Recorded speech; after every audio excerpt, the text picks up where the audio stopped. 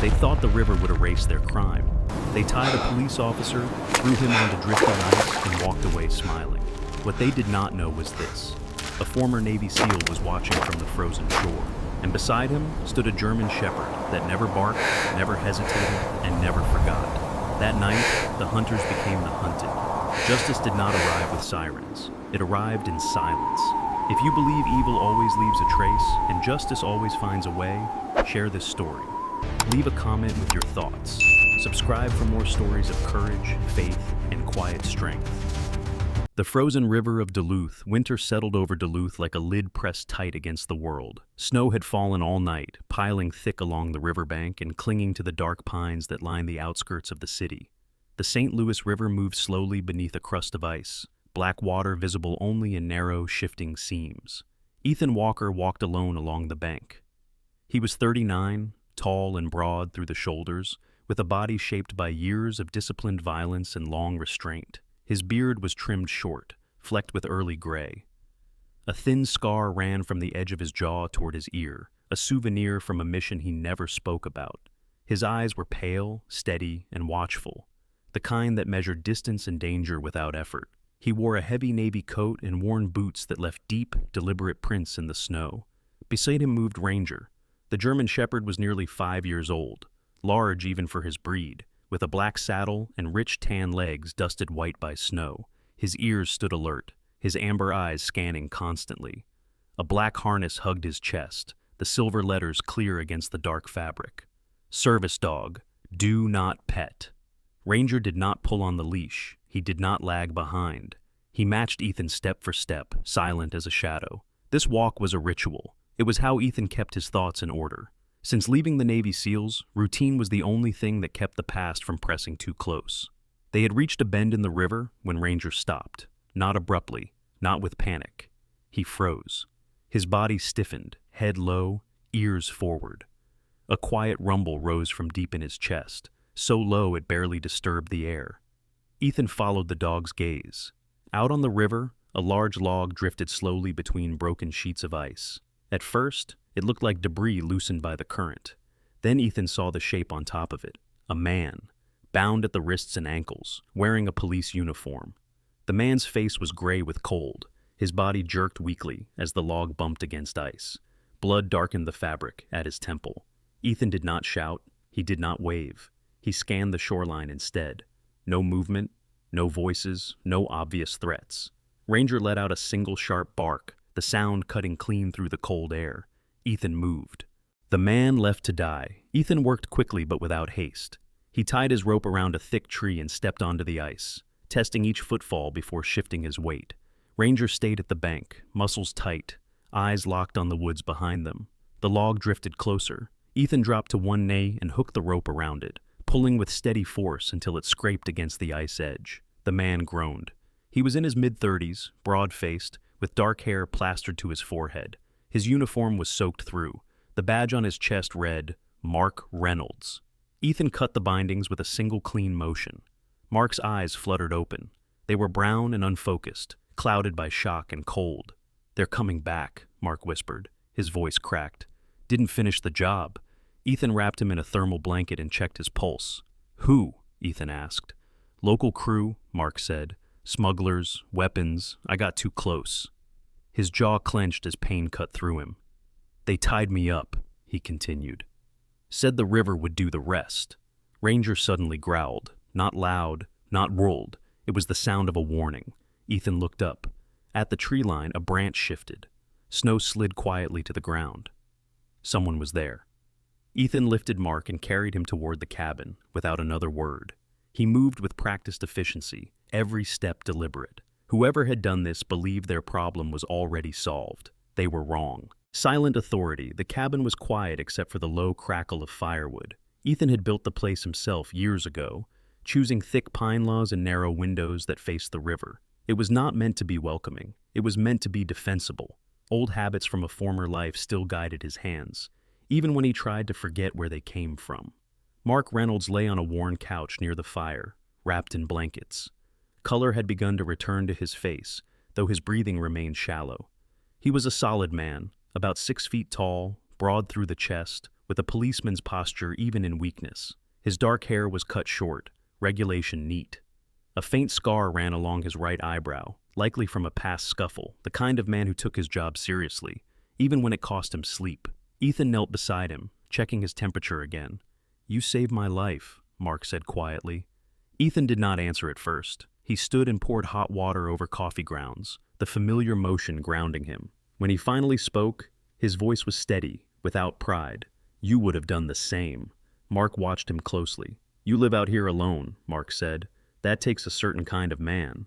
Ethan glanced toward the window. Snow pressed against the glass, blurring the world outside. "Or a man who learned to trust quiet more than people." Ranger lay near the door, his body relaxed but his eyes never closing fully. Every few seconds, his ears twitched, reacting to sounds Ethan could barely hear. The dog's presence filled the room, not with warmth, but with awareness. Then Ranger rose, slowly. His head lifted, his gaze locked onto the darkness beyond the cabin walls. Ethan felt it instantly, the shift. He moved to the window and peeled back the curtain just enough to look out. Headlights, one pair, then another. 3 pickup trucks rolled along the narrow forest road, tires crunching over frozen snow. They stopped just beyond the tree line. Mark's face tightened. "They came back," he whispered. Ethan placed a hand on Mark's shoulder. "Stay here." He stepped outside, Ranger at his side. The men who emerged from the trucks were not disciplined. Their movements were loose, careless, confidence born from thinking they owned the night. The tallest one stepped forward. He was thin, sharp-featured, with pale eyes that never quite settled.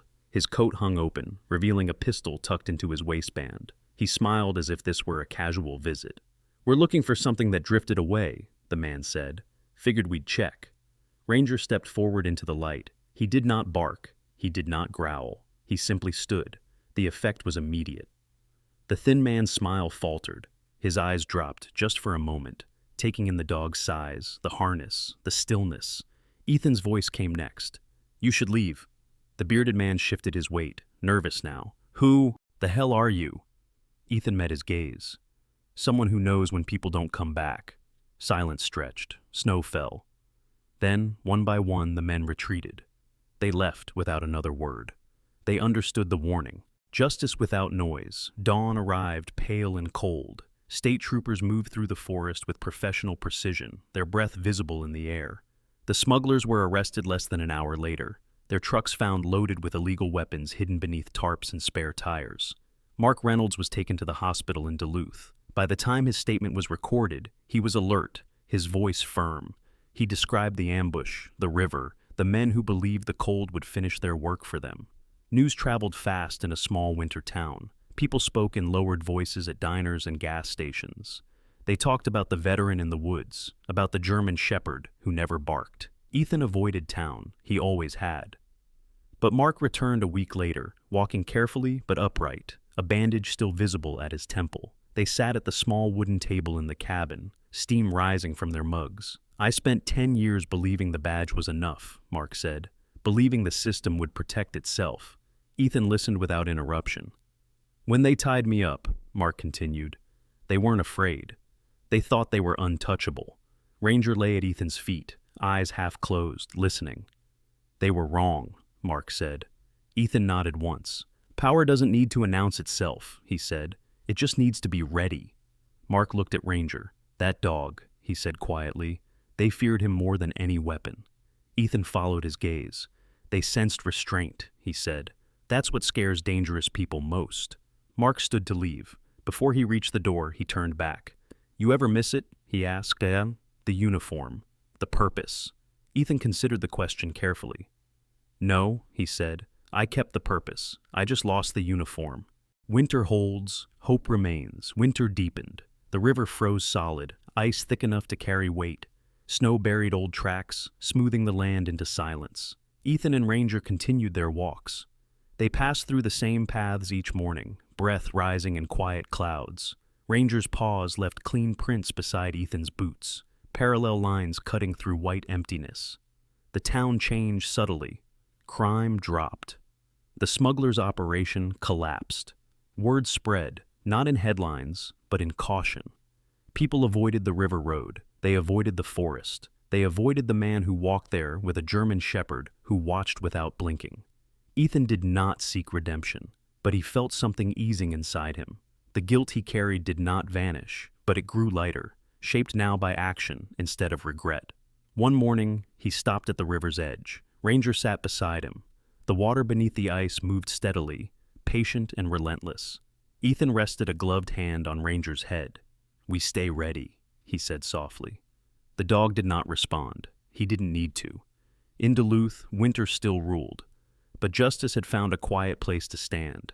And hope, like the river beneath the ice, continued to move forward. Sometimes miracles do not arrive with thunder or light from the sky. Sometimes they arrive quietly, through people who choose to do what is right when no one is watching.